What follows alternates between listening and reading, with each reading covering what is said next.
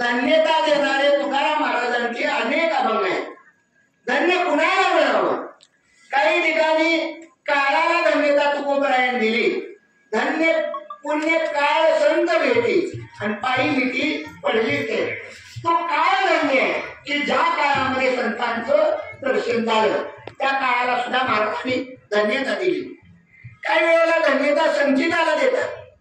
म्हणतात धन्य मी मानीन आपुले संचित आणि राहिली प्रीत तुझे नामी.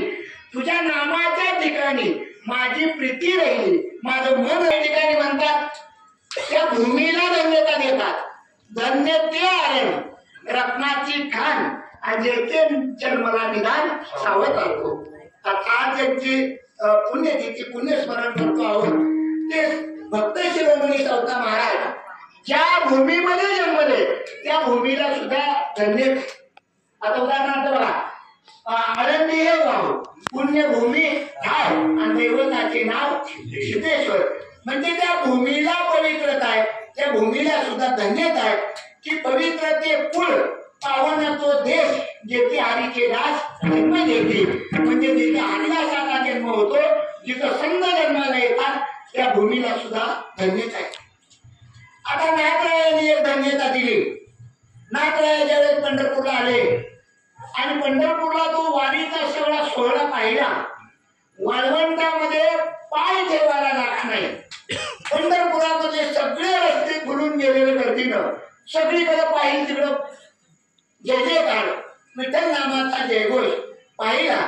आणि नाथरायांना विचारलं की तुम्ही आता चंद्रभागेचं स्नान केलं, पुंडलिकरायाचं दर्शन घेतलं, नगर प्रदक्षिणा झाली, नाथराय अजून भगवंताचं दर्शन घ्यायला रावळामध्ये जायचे. पण हे सगळं सोहळा पाहून नाथराय म्हणतात आता पांडुरंगाचं दर्शन नाही झालं तरी चालेल, पण या सगळ्या संतांचं दर्शन मला झालं, म्हणून आजचा दिवस धन्य आहे.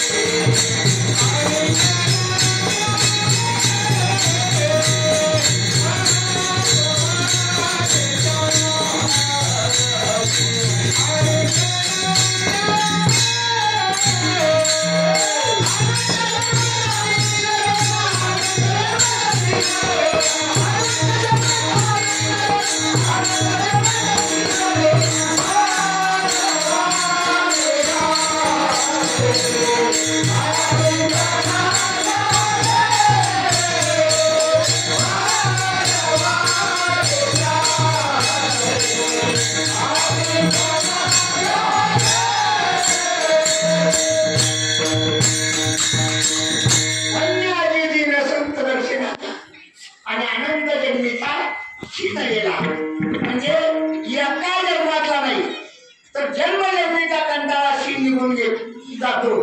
भाग गेला क्षीण केला आणि अवघा झाला आनंद. खरा आनंद होतो. खऱ्या आनंदाची प्राप्ती तेव्हा होते जेव्हा चांगली माणसं भेटतात, जेव्हा संत भेटतात. आणि वारीला जायचं कारण काय? वारीला फक्त देवासाठी नाही, मोठी संतांची या भेटी आणि सांगू सुखाची या गोष्टी. आपल्या गुरुजी बुवांच्या फळावरती आपल्या फडतरवाडीच्या दिंडीला बहुमान आहे. आणि फडतरवाडीची दिंडी कार्तिकेला निघते ना, ते फार वैशिष्ट्यपूर्ण दिंडी, सगळ्यात मोठी दिंडी आपल्या फडतरवाडीची, की मदर करत कार्तिकीला पोहोचते आणि त्याला घेऊन पुन्हा माघारी येते. आणि तीच दिंडी पुढं आळंदीला जाते. म्हणजे जी दिंडी सुरू केली त्याच्या मागे सुद्धा एक मोठा इतिहास.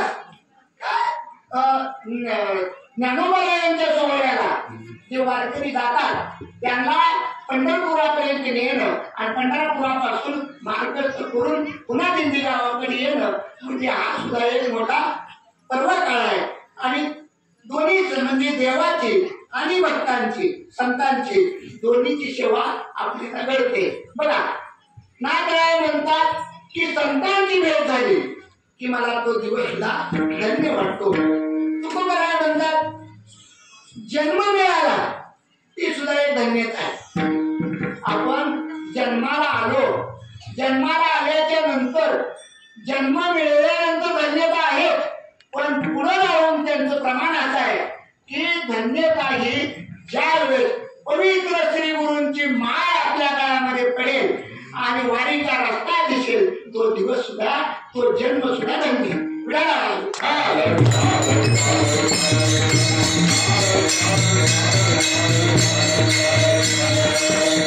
धन्य हवी जन्मा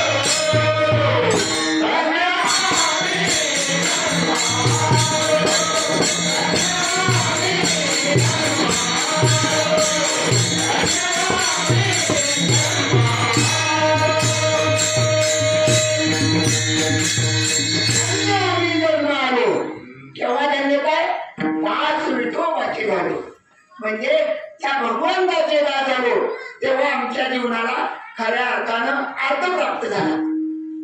काय निष्ठा असावी भगवंतावरती, वारीचं काय सुख असावं आणि तो भाव काय असावा. बघा दरवर्षी वारीला अनेक दिंड्या महाराष्ट्रातून असेल, कर्नाटक, आंध्र, तेलंगणा, तिकडे वरती मध्य प्रदेशातून, देशभरातून एकही असा रोड नाही पंढरपूरला जाणारा की ज्या वाटेवरून दिंडी येत नाही.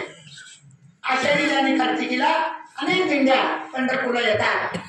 एक विदर्भातला वाटे, विदर्भामध्ये नागपूर, तिकडे बुलढाणा, शेगाव या भागातून येणाऱ्या काही दिंड्या असतात.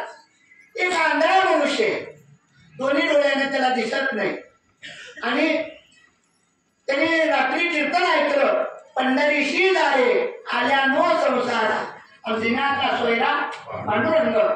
कीर्तन ऐकल्यानंतर पंढरपूरचं महत्व, वारीचं महत्व त्यांनी ऐकलं आणि त्यांना वाटलं की एक तरी वारी पंढरीची आपण करावी, आपल्याला वारी घडावी.